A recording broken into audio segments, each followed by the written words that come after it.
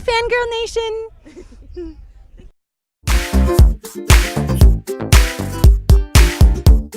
Here, one of literally the hottest young adult authors out there. Because seriously, if I go, hey, I'm bored, go read Cinder. Okay.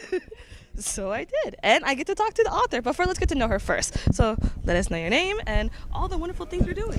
Oh my goodness. Hi, thanks for having me. I'm Marissa Meyer. I'm the author of the LUNAR CHRONICALS, which started with Cinder and is a series of futuristic fairy tale retellings.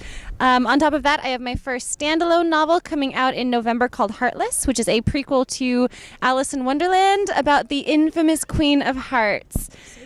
I'm very excited for it to be out. It was a lot of fun to write. We also have a LUNAR CHRONICALS coloring book coming out this December, and in January, my first graphic novel called Wires and Nerve will be out. Now, LUNAR is kind of an interesting take on Cinderella and cyborg, which shouldn't really work, to be honest, but it does. And the story of Cinder, because I just pretty much devoured it in one night, so good job recommendation, you guys. I mean, can you tell us a little bit like your influence and inspirations on writing Cinder? Sure. So the idea for the LUNAR CHRONICALS and Cinder began many years ago. I actually used to write Sailor Moon fan fiction. Yeah, so I can tell we must be kindreds. And I wrote that for many years. And one day I heard about a writing contest on a Sailor Moon website. And the girl that was hosting had a list of about 10 things, and you had to choose 2 things from her list and include them in a short story. So I ended up writing a Sailor Moon fanfic, but the 2 things that I chose from the list were to include a fairy tale character and to set it in the future. So the story that I wrote was this like Sailor Moon, Star Wars, Puss in Boots mashup. And yeah, Luna was the cat and this talking cat, and there was this lost princess from the moon, etc., etc. Oh yeah, it's still online. Yeah, my fandom name was Alicia Blade, and all of my fan fiction is still up there. So please feel free. Yeah, so I wrote that story, and it was a ton of fun to write. And I started to think maybe I'm gonna write a whole series of futuristic fairy tales, and just kind of started thinking about that and what that would look like. And one night I had literally a dream about a cyborg Cinderella, and it started me down the path from there. The most heartbreaking parts of the LUNAR CHRONICALS, I believe, is the disease that's prevalent in the first one. Did you pull that off of real life stories, or do you just kind of want to just throw a red card in there? So the background for leishmaniasis, the disease, the plague in the story, actually directly relates to the 4th book, Winter, which is based on Snow White. And I knew from really early on in planning the whole series that the 4th book was going to be Snow White, and that Snow White's character was going to, at some point, be in the glass coffin of sorts. And so I was thinking really early on, well, why will she be in the coffin? What's going to be the cause of that? And ended up kind of coming up with this very convoluted storyline about this disease that relates to her getting sick. Well, then I had to then go back way to the beginning and put this disease in, so that when we get to the 4th book, it doesn't feel like, surprise, there's also a plague. So it kind of started out as needing just that little plot moment, but then, of course, it ended up being such a big part of the books, and really affected a lot of things. Which is kind of funny, because when I first read about the disease, I don't know why, I just kept thinking that she must have played Pandemic, because this is just starting to feel like it's getting worse and worse and worse. And now let's talk about your new project. And I'm a huge fan of the Alice in Wonderland, or any kind of mashup whatsoever. So you kind of just mentioned a little bit, but can you tell us a little bit more about what to look forward to with that? Sure. So Heartless is the story of the Queen of Hearts. And it takes place before Alice ever fell down the rabbit hole. And it's a story of a girl named Catherine Pinkerton, who is the daughter of a marquess, and she's been raised, to be a lady in the courts of hearts. And so her parents have these dreams for her of her marrying very well, and her parents are thrilled when they discover that the king himself has an interest in Catherine. Unfortunately, Kath has no interest whatsoever in the king. She wants to start a bakery with her best friend. She loves to bake. She wants to be a business owner and to bake for her living. And so that complicates some things.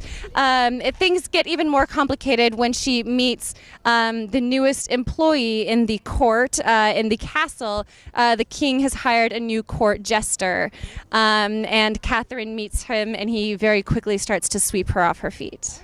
Are we gonna see any Cheshire Cat-like things? Yes, no, there's lots. That was a lot of the draw for doing an Alice story for me, is I love these characters, these, so memorable, just quirky, whimsical characters from Alice. And so while Alice herself is not in the book, almost all of the other ones, so the Mad Hatter is there, the Cheshire Cat, the Caterpillar, the White Rabbit, they all have their parts to play as well. And there's so many different cinematic versions of the Red Queen. Did you kind of have one you were leaning more towards, like in terms of inspiration, or is it just all mishmash? I really tried to kind of create my own version of the Queen. She's very different from any that you're going to see as far as like the Disney or the Tim Burton films.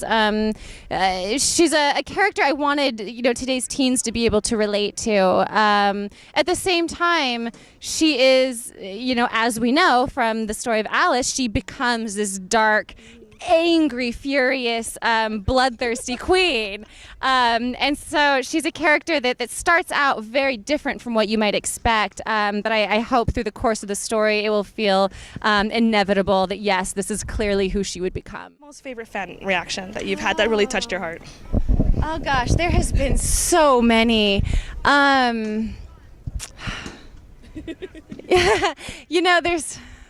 There's one in particular, and I'm hesitating because she had an incredibly personal story, and I don't feel, that I should tell her story. But there was a fan that came up to me after a signing who had a story of a very difficult time that she had gone through in her life. But after reading the books, they had given her the courage, specifically Cinder's character and how brave she is, had given her the courage to start standing up for herself, and she was able to get out of that horrible situation that she was in. So that, it was one of those moments. As a writer, my goal is to entertain. I'm trying to write a story that makes you laugh and makes you smile and that you want to, stay in that world and those characters. But I don't usually think about what the other bigger repercussions of that story could be.